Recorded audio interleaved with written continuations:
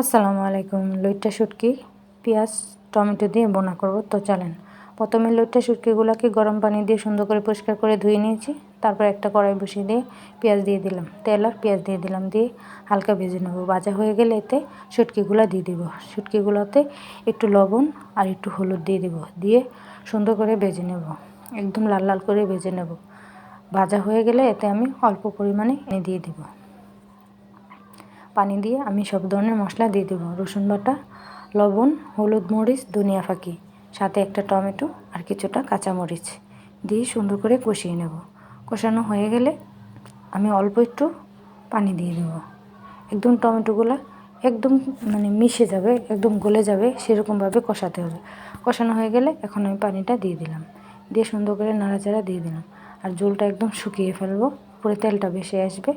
এর মধ্যে এখন আমি ধনিয়া পাতা দিয়ে দিব। তো সবাই ভালো থাকবেন, আর আমার ভিডিওতে লাইক কমেন্ট করে আমার পাশে থাকবেন। অবশ্যই আমি আপনাদের পাশে থাকবো। আসসালামু আলাইকুম।